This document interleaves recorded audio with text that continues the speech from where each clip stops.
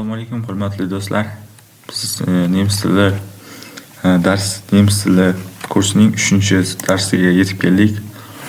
Ya'ni bizlar hozir ba'zi bir kerakli so'zlardan boshlaymiz. Ya'ni biror kishi bilan tanishish yoki xayrlashish, shunday kerakli gap iboralarni tanishtirib ketaman sizlarga. Birinchi so'z bu Guten Tag. Ya'ni Guten Tag xayrli kun. Guten Morgen xayrli tong. Доброе утро. Guten Abend xayrli kech. Hallo, привет. Salom. Auf Wiedersehen.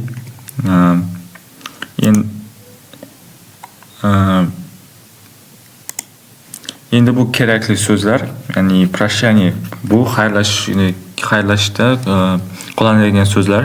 Auf Wiedersehen bu hurmat ma'nosida, bu hurmat ma'nosida foydalanadi ko'pincha. Auf Wiedersehen, до свидания. Xayrli, до свидания, ko'rishguncha. Tschüss, пока, ya'ni do'stingizga aytasiz ko'pincha buni. Ko'pincha da tschüss xayr ma'nosida keladi. Gute Nacht, спокойной ночи, xayrli tun.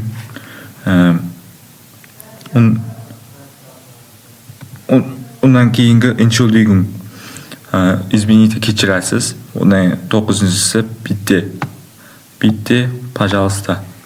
Ya'ni iltimos ma'nosida keladi. Iltimos ma'nosida keladi bu so'z, ya'ni ibora. Undan keyin bitte, пожалуйста. Bitte, пожалуйста. Danke, спасибо, ya'ni rahmat. Undan keyingi wie bitte. Nimadir dedingizmi degan ma'noni bildiradi bu wie bitte. Yoki bir narsa dedingizmi? Sehr angenehm. Очень приятно. Juda yoqimli degan ma'noni bildiradi. Undan keyingi so'z, ya'ni heißen. Heißen bu nomlanish, ya'ni mening ismim yoki ismingizni aytmoqchi bo'lsangiz, kimdirga shu paytda foydalanasiz. Masalan, ich heiße Aydos, ya'ni ich heiße Kamila, ich heiße Jasur. Undan keyin arbeiten, ishlash. Bei bir nima, masalan, ich lebe bei der Schwester. Men opamnikida yashayman. Nikida degan qo'shimcha bu predlog. Undan keyin leben fiili bu yashash, ya'ni yashash degan ma'noni bildiradi. Undan keyin ledig bu ya'ni bo'ydoq. Undan keyin 6-si aber, biroq, ya'ni lekin. 7-si der Freund, die Freundin. Agar siz bu do'stingiz o'g'il bo'lsa, ya'ni erkak kishi bo'lsa, der Freund bo'ladi. Agar qiz bola bo'lsa, die Freundin bo'ladi. Undan keyin masalan, undan keyin yana bir zo'r so'z bor, der Student. Der Student bolaga aytiladi, ya'ni erkak kishiga, qiz bolaga bo'lsa, die Studentin. Ich komme aus, ya'ni ich komme aus degani nan degan ma'noni bildiradi. Ya'ni ich komme, man kelyapman yoki men bir yerlikman. Masalan, ich komme aus Uzbekistan. Men O'zbekistondanman. Der Schlosser. Der Schlosser bu ya'ni qulp. Undan keyin verheiratet bu uylangan, ya'ni turmushga chiqqan ma'noni bildiradi. Qiz bola bo'lsa, undan keyin mein ingliz tilida he she it degan ko'pincha ko'p odam bilsa kerak. Bu RSS bo'lib keladi. Shu 3 ta ya'ni birlikka 3 birlikka qo'llaniladi. Bu meine bu ko'pincha женский rodda keladi, bu мужской rodda keladi. Derlere ustoz. Dilerin bular ustoz lekin qiz bolaga. Ich bin bu mening yoshim 18 da masalan. Ich bin 18 Jahre alt. Men yoshim 18 da. Der Schüler, die Schülerin. Der Schüler bo'lsa o'quvchi, die Schülerin bo'lsa qiz bolaga aytiladi, ular o'quvchi. Momentan hozirgi paytda die Hausfrau, xodimxozayka, ya'ni uy bekasi, 18 das Kind, bu bola. Geschieden bu разведение, ya'ni buni bilmadim lekin bu so'zni, lekin men ham hozir bilyapman. Undan keyingi grammatika eng kerakli, ya'ni eng kerakli fe'l. Masalan, ingliz tilida I, you, they, do, you, they, it, he, she, it deganlar bor-ku, bular shunday ma'noda keladi. Ya'ni ich, ya, du, ti, san, sen, on, ya'ni sie, ana, es, ano, wir, mi, ya'ni bizlar, ihr, sizlar, sie, ular. Ich mache, ya'ni ko'pincha fe'llarga ich shaklda kelsa mahi bo'ladi. Любой fe'lga qo'shilib ketadi. Masalan, ich arbeite. Masalan, buni betlayt degan bo'lsak, ya'ni nemis tilida betlash. Ich arbeite. Ya'ni du machst. Sen shaklda kelsa, ya'ni du shaklda kelsa maqsad bo'ladi. Masalan, du arbeitest, ya'ni du arbeitest bo'ladi. Nida arbeiten fe'lda kelsa, masalan, arbeitet bo'ladi. U ishlaydi. U ishlayapti. U ishlaydi. Sie arbeitet, es arbeitet bo'ladi. Ya'ni es bu jonsiz zotlarga foydalanadi. Wir bizlar, ya'ni bizlar sirkka borishni xohlaymiz yoki parkka borishni xohlaymiz. Wir möchten zum Park gehen. Undan keyingi so'zimiz bu glagol, ya'ni ihr. Siz degan ma'noni bildiradi, sizlar degan ma'noni bildiradi. Ko'pincha bu hurmat ma'nosida keladi. Bunga bir misol aytib ketishim kerak. Ihr macht ihre Hausaufgabe. Ular o'zlarining uyga uyga vazifasini qilyapti. Sie, ani, ya'ni sie ular. Sie machen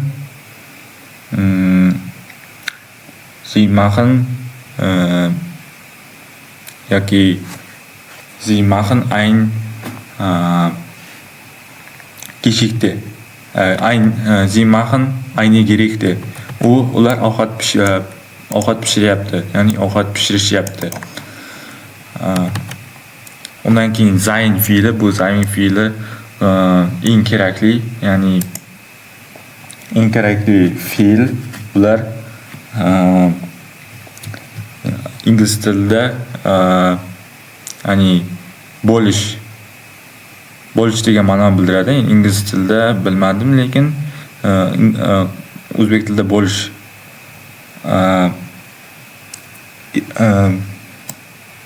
masalan ich-ga bin bo'ladi, du-ga bist bo'ladi, er-sie-istga ist bo'ladi. Wir sind, ihr seid, sie sind. Masalan ich bin, men, ich bin qanday tushuntirsam ekan, ich bin Lehrer. Ich bin Lehrer. Men ustozman. Man ya'ni to be fe'li bilan birday, sein fe'li yodimga tushmayotgan edi. To be fe'li bilan birday ingliz tilida ich bin Lehrer. Du bist Lehrer. Sen ustozsan. Sie ist Lehrer. U ustoz, ya'ni qiz bolaga, o'g'il bolaga, qiz bolaga qo'llaniladi. Wir sind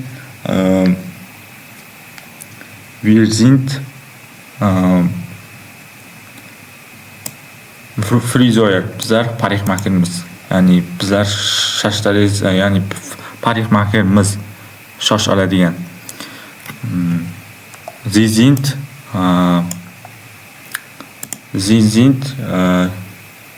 Schauspieler. Ular aktyor. Ya'ni masalan mana yerda qoidalar berilgan bu kitobda. Bu kitob bizning Telegram kanalimda yoki shu Telegram kanalimga yuklab boraman. Shu kitob materiallarni bemalol yuklab olsangiz bo'ladi. Masalan wir arbeiten ab Abend. Bizlar kechqurun ishlaymiz. Anna ist momentan Hausfrau. Momentan bu hozirgi momentda, ya'ni hozirgi paytda. Anna hozirgi paytda uy bekasi. U ishlamaydi, uyda o'tiradi va ovqat pishiradi.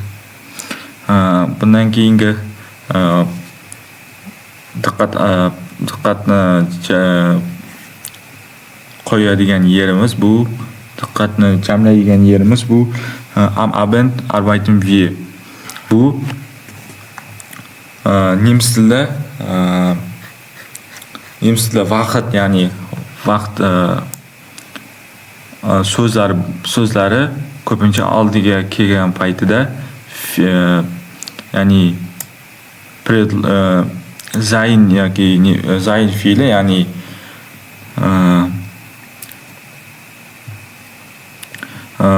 fe'l,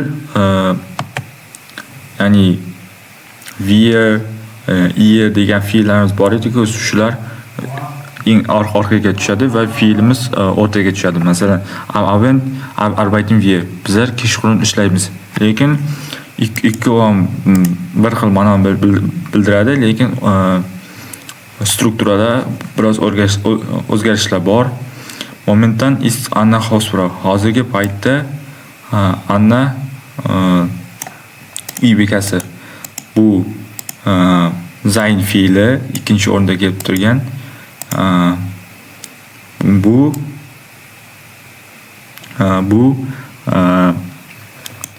hozirgi paytda vaqt bildiradigan so'z va Anna Hausfrau. Anna uy bekasi deyapti. Undan keyin so'roq shakli bu. So'rov shakli arbeiten Sie am Abend?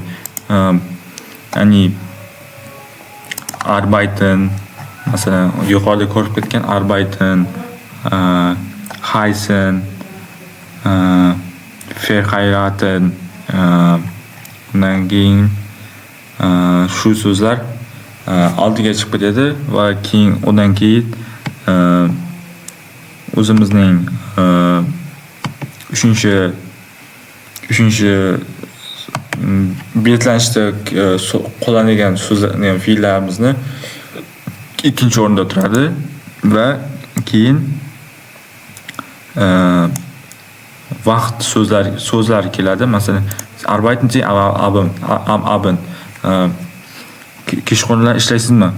Ya, kechqurun ishlaysizmi? Ya, ich arbeite am Abend. Ya bu har degan ma'no bildiradi. Ich arbeite am Abend. Men kechqurun ishlayman. Ist dein Vater Lehrer? Ist, ya'ni bu yerda bu Vater mushkuratda kelgani uchun, ya'ni erga ist bo'ladi.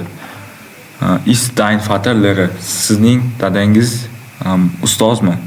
Ya, mein Vater ist Lehrer. Dein, sening, ya'ni sening, ko'pincha sening bo'lib qo'llaniladi. Ir sizning bo'lib keladi. Masalan, Sie machen, ular qilyapti. Undan keyin raqamlar bor bizlar. Bu hozircha 0 dan 9 gacha o'rganib turamiz. Keyingi darslarda 10 dan 100 gacha va 1000 gacha o'rganishimiz mumkin. 0 0 1 1 2 2 3 3 o'rtada r kelsa ko'pincha drei deb aytiladi.